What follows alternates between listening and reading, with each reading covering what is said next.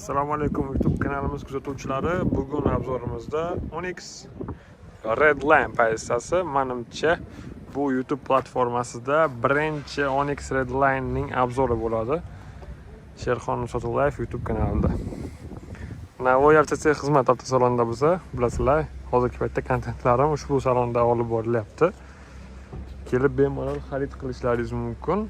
Onyx, Tracker, Equinox, Malibu bilan ichida bor. Shartnomalar ochilsa ham Navoiy shahrida, bilasizlar, hozir yagona bo'lgan shahar ichida mana shu Navoiy FTC xizmat avtosaloni. Shartnomalar ochilgan paytda ham bemalol shu yerni belgilashlaringiz mumkin. Onlayn shartnomalar o'tgan tartibda bemalol kelib yaxshi, sifatli xizmatdan bahramand bo'lasizlar va o'zim ham mana doim mana shu salonda bo'laman. Xo'p, unda obzorni boshlaymiz. Onyx Redline bilan Onyx'larning avtomat korobkasini texnik xarakteristikalari bilan sizlarni tanishtirib o'tamiz. Qaynoqqina pult desam bo'ladi, chunki hali telefondan ham ochilmagan. Odatda Onyx'larning pultlari telefondan ochilgan holda kelardi. Mana bu telefonlar ham ochilmagan turibdi. Ochishni o'zimga joiz ko'rmadim, chunki egalari ochsa baribir birinchi boshqacha bo'ladi. Pultdagi imkoniyatlar o'sha ochish, qulflash va 2 marta bosish orqali bagajni ochish. Afsuski, pult orqali yoqish knopkasi mavjud emas, lekin buni tuning qildirib, qanaqa qildirsalaringiz bo'ladi, qo'ydirsalaringiz bo'ladi. Tuning deyaman, endi programmik ishlar olib boriladi. Bir ikkita modulcha ichiga qo'yib berishadi, pultdan ham yoqadigan qilsa bo'ladi. Onyx Trackerni ham. Tashqi ko'rinishini ko'ramiz. Menga Redline ayniqsa juda yoqdi. Hali bu tonirovka qilinmagan. Buni tonirovka qilsa o'zgacha bo'ladi.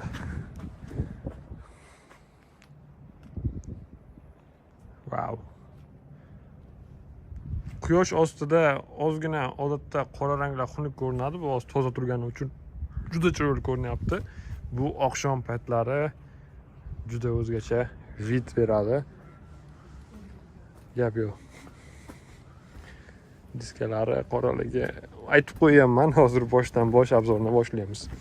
Premier 2+ na obzori YouTube kanalimda bor. Redline Mass paket. Bu Redline, bundan bitta oldinda Premier 2+ varianti bor. Kirib videoni ko'rsalaringiz bo'ladi. Buni Premier 2+ bilan unaqa ko'p farqlari yo'q. Lekin baribir bu Onyx Premier 2 ni to'liq obzor qilib o'tamiz. Oldin emblemalari, Chevrolet emblemasi qora rangda bo'ladi.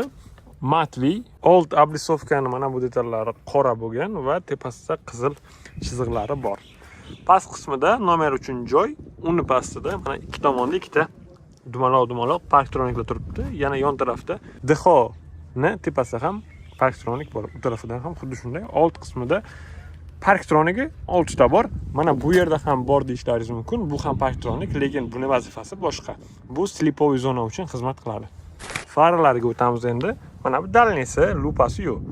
Mana bu обычный farani o'zi, unda lupa bor, lekin afsuski sariq rangda yonadi. Buni oq qildirsalaringiz ham bo'ladi, tuning elementlarini qo'shib.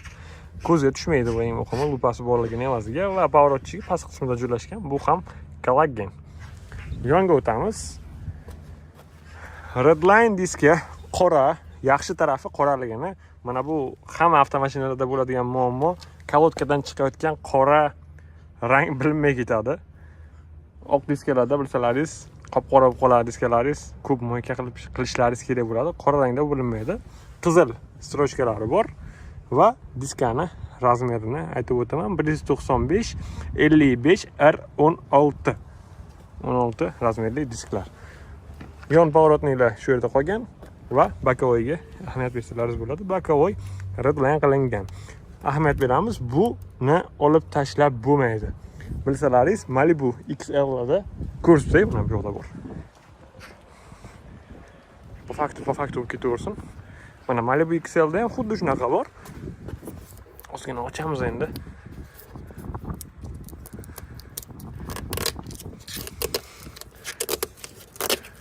Mana Malibu XL da plyonka turibdi, qaranglar. Buni olib tashlasa bo'ladi. Buni shilib tashlasa bo'ladi. Ehtiyojga qarab. Endi sal qattiqroq, atak shilib tashlasa bo'ladi.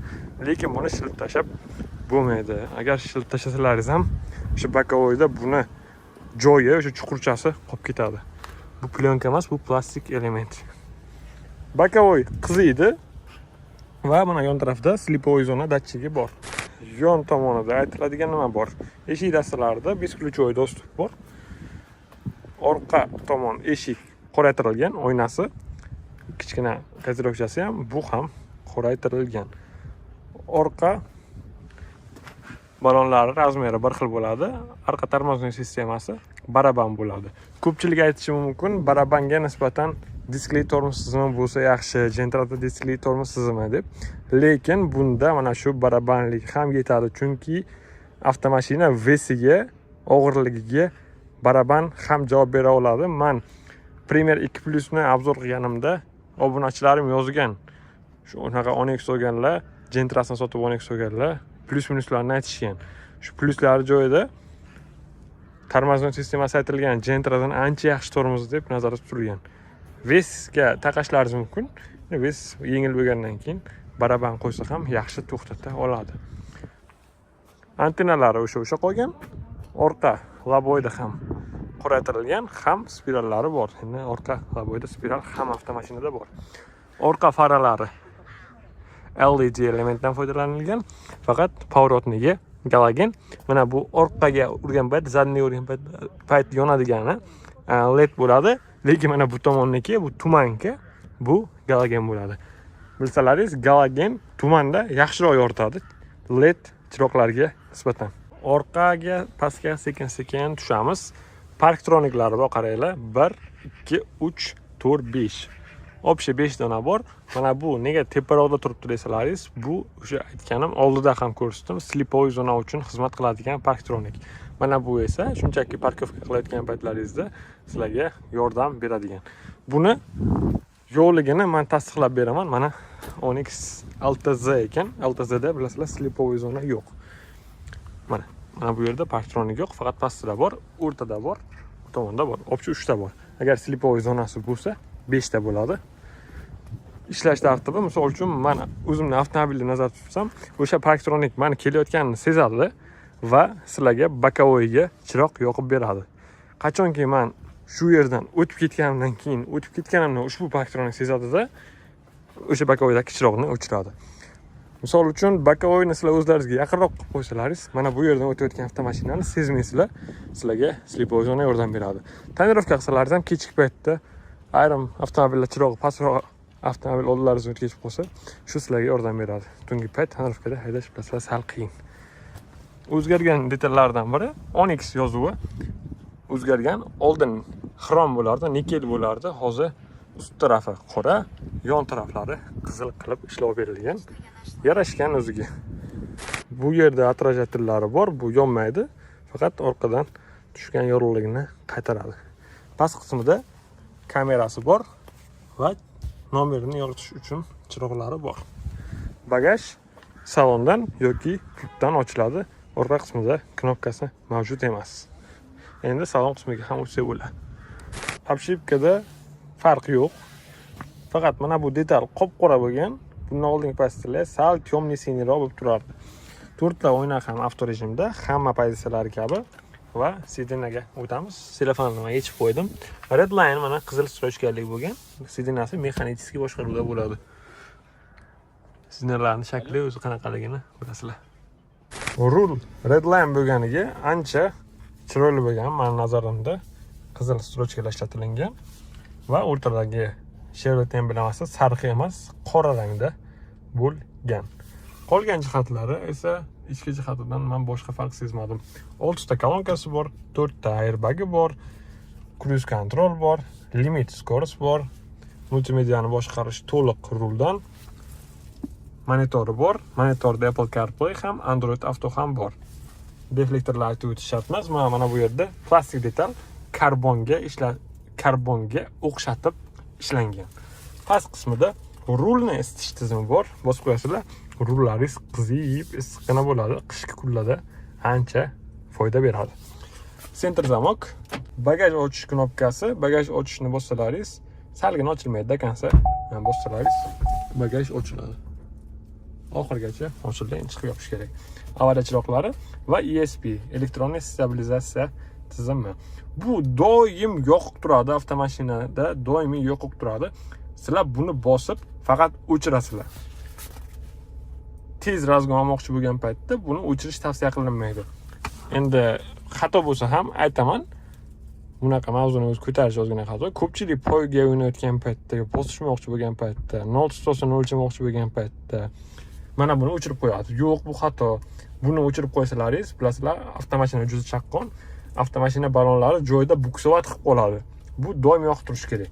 Bitta bossa, tabloda bunaqa TS degan yozuvcha chiqyapti. Buni nechadir sekund bosib tursa, 5 sekundda bosib tursa, stabilizatsiya polni o'chadi. Mana stabilizatsiya o'chdi, o'z ekranchiga chiqgan. Mana bu yoqda off deb chiqdi. Ya'ni avtomashina to'liq meni qo'limga o'tadi. Agar avtomashina o'ynab ketib qolsa ham, buni men boshqarishim kerak. Qisqasi, sal xavfli bo'ladi. Gentralarga, Cobotlarga o'xshab qoladi. Avtomashina o'zini o'zi tutmaydi. 100% sizlarni upravleniyalar ostida bo'ladi. Ko'p e'tibor bermaslik kerak bu narsaga, doimiy yoqib turgani ma'qul. Bu xavfsizlik jihatidan hamma avtomashinalarga hozirgi paytda qo'yilyapti. Parktroniklarni o'chirib yoqish va assistent parkovka knopkasi ham mavjud. Ikkita abagrev, ikki tomonga, afsuski bitta poложениялi iliqroq, issiq qilib qo'yilmaydi. Bir xil tempda qizdiradi. Беспроводный zaryadkasi bor, avtomatik korobka rычаги, PRND va L mexanika. Mana L1, L2 o'zgarib bo'ladi. Podiyomlarga tushib chiqayotgan paytda odatda kerak bo'ladi. Ikkita past stakanligi bor va bar usti koja bo'ladi deb o'ylagandim, afsuski koja bo'lmabdi, o'sha turish qolgan. Endi tepaga o'tamiz. Tepaga nima o'zgarishlar bor? Oynani ozgina ochib olaylik. Oynasi ham o'sha qolgan, o'zgarish yo'q. Airbaglarni ochiq yonib turganligi haqida ma'lumot berib turuvchi datchikchalar va chiroq, galogen, lyukni ochib yopish shtorkasi bunaqasiga ochiladi. Yopdim va lyuk ochildi.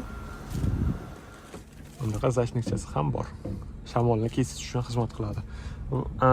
Gentra olganlar odatda aytadi, lyuk Gentrada palaginasi yo'q, o'zing ruchni to'g'rilaysan deb, unaqa emas. Mana bosib turdimmi, tamom yopildi. Gentrada bilasizlar, yopilmaydi, keyin buni o'zlaringiz bunday bosib to'g'rilaysizlar, to'g'rilab olish uchun. Bunda unaqa emas. Bosib turaman, o'zi ochildi. Yana bosib turaman, yopiladi-da, to'xtaydi. Dekansiya ochilib ketmaydi. Shu taraflari yaxshi. Richaklari 4 tala joyda ham bor. Orqada chirog'i bor. Orqa sidinalarni ko'rsatib o'tishim shart emas, orqasi ham to'liq kojali. Chiroqlarni aytishni unutibman. Avto rejimi bor. Qorong'i tushganda yoki tunnelga kirsalaringiz avtomatik yonadi. Yorug'ga chiqqanda avtomatik o'chadi. Shuni aytishni unutibman. Tepaga pastga mana shu yerning o'zidan bo'ladi. Onyxni trackerdan degan yagona minuslaridan obshivkalari kapot ostida bor. Qo'l yordamida ko'tarib qo'yiladi. Va bu yerda 1.2 turbo 132 ot kuchi 3 silindrlik motor turibdi. Rasxoti juda kam, vesga zo'r to'g'ri keladi motor. Bu yerga 1.5 turbo kerak emas menimcha. Chunki buni Onyx haydaganlar biladi, juda chaqqon. GM avtomobillari ichida menimcha shu Malibu bilan 2.9 qolishadi, Onyx qo'ygan mashinalarni choyini ichiradi. 132 ot kuchi, bu bilan birgalikda 6 bosqichli avtomat korobka ishlaydi. Avtomashina sohasiga uncha ko'p qiziqmaydiganlarga qo'shimcha ma'lumot bo'ladi. Avtomat korobka degani faqat mana bunaqa PRND bo'lsa, avtomat korobka bo'lavermaydi. Bu korobkalarning ham o'zini sinflari, o'zini har xil turlari bor. Odatda bilasizlar, mexanichskiy avtomatiskiy deyiladi. Monzaga o'tirgan odam avtomat korobka ekan deydi. Yo'q, o'sha PRND bo'lgan bilan avtomat korobka emas. Variator bor, robot bor, avtomat bor. Yana sizlar bilsalaringiz boshqa turlarini kommentariyada yozib ketinglar. Men hozircha faqat shularni bilaman. Onyxda avtomat korobka turadi. Afzalligi nimada desalaringiz, avtomat korobkani birinchi navbatda o'zbeklar o'ylaydigan narsasi, tushunadigan ustasi bor. Любой ustaga aytsalaringiz, shu motorchiga korobkasiga tushunadi. Afsuski robot va variator korobkalarda unaqa emas, tushunadigan ustasi kam. Sal shu joydan tortilib qolasizlar. Va robot variator korobkalarni umri qisqaroq bo'ladi. Moy davri tezroq keladi. Misol uchun avtomat korobkaga 40 ming 50 ming almashtiriladi odatda moyi. Ularga tezroq almashtirish kerak. Variator korobkalarga bunga unaqa emas. o'sha hamma mashinalar kabi Gentra Cobalt qatori almashtirib yuboriladi va avtomat korobka nima desam bo'ladi? Qo'pol qaytganda latni ko'taradi. Gaz ber haydasalaringiz ham avtomat korobka nagruzkaga tushmaydi.